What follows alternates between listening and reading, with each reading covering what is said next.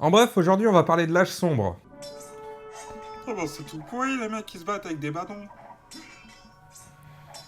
Enfin bref, on va parler du Moyen-Âge.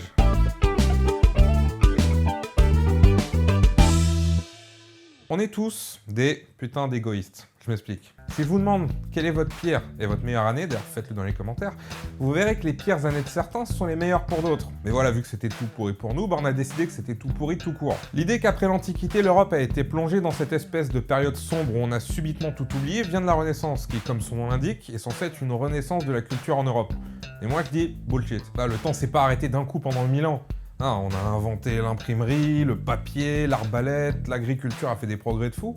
Ah ça, c'était pas si mal, hein. Déjà, on parle de la chute de l'Empire romain. Ça, c'est faux. C'est l'Empire romain d'Occident qui s'est pété la tronche. À Istanbul, qu'on appelait Constantinople à l'époque, l'Empire romain d'Orient était encore là. Et ils se portaient très bien. La seule différence, c'est que tout le monde parlait grec là-bas. Puis ils faisaient leurs trucs à eux, genre conserver des vieux textes grecs. On aurait sûrement perdu sans eux. Il y aurait tout un tas de trucs à dire sur cette partie de l'Empire romain, mais ça sera pour un autre épisode. Enfin bref, il y a d'autres mecs qui aimaient bien conserver les textes des Grecs. Ce sont les Arabes. Enfin, plus précisément le califat islamique, qui à peine 100 ans après son apparition avait déjà conquis un territoire énorme, qui allait de l'Inde à l'Espagne. C'est aussi grâce à eux qu'on a récupéré pas mal d'écrits grecs, traduits du grec vers l'arabe, puis de l'arabe vers le latin, parce qu'on aime bien les choses simples. On a aussi récupéré les chiffres indiens, dont le zéro, parce qu'on n'avait pas de zéro avant, qui sont carrément plus pratiques que tous les bâtons et les croix qu'on utilisait avant.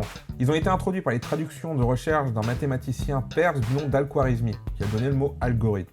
Avec toutes ces découvertes se sont développées des universités, dont celle de Bagdad, qui était un peu le centre culturel mondial de l'époque. À un moment, la ville accueillait près d'1 million de personnes, tout simplement la ville la plus peuplée du monde. Et toutes ces personnes dans un endroit avec autant de bouquins, elles ont pu encore plus faire de découvertes. Ils ont fait de gros progrès du côté de la médecine, de l'astrologie, des sciences en général. Enfin, ils ont pas chômé, quoi. Grâce à eux, l'Europe a été reliée à la Chine commercialement. Et les Chinois, d'ailleurs, de leur côté, faisaient pas que glander. Par exemple, on attribue souvent l'invention de l'imprimerie à Gutenberg, mais c'est la presse d'imprimerie mécanique qui l'a inventé. C'est d'ailleurs grâce à lui que notre alphabet ressemble à ça aujourd'hui. Mais il n'a pas inventé l'imprimerie à proprement parler. En Chine, aux alentours du 7e siècle, on commence à utiliser des plaques sur lesquelles sont gravés des caractères, qu'on enduit d'encre et sur lesquelles on plaque une feuille. Mais bon, c'est relou de regraver une plaque à chaque fois. Du coup, au 11e siècle, les Coréens créent des caractères mobiles pour simplifier tout le bazar. En gros, on fait un petit carré par caractère, et en chinois, il y a beaucoup de caractères, qu'on arrange pour former le texte qu'on veut écrire. On enduit le coup d'encre et on transfère. Mais il faudra quand même attendre Gutenberg pour voir arriver les premières presses mécaniques. Enfin bref, revenons à nos Chinois. Ils ont aussi inventé le papier au passage, histoire de simplifier la vie et de pas se ruiner en parchemin à chaque fois qu'il fallait imprimer un truc.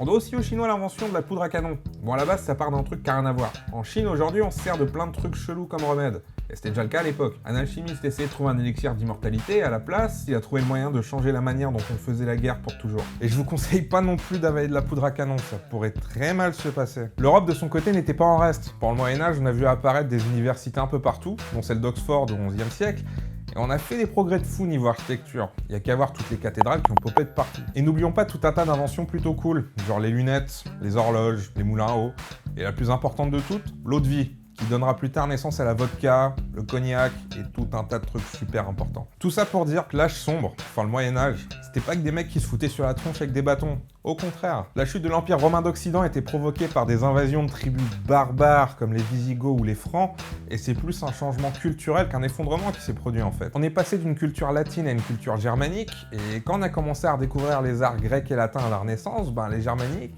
c'est un peu pour des bouseux en fait. Mais bon, c'est toujours comme ça, hein. On retient surtout ce qui nous plaît. Bon, c'est tout pour aujourd'hui et merci d'avoir regardé. Bon, avant de partir, je voulais vous dire que maintenant je fais partie d'une secte. Mais une secte cool, ça s'appelle la Vidéothèque d'Alexandrie. Où vous retrouverez plein de chaînes sur la culture, comme Nota Bene, Parlons Histoire, Dirty Biology. Et d'ailleurs, la plupart d'entre vous sont arrivés grâce à la chaîne Dirty Biology. Du coup, merci gars. De rien.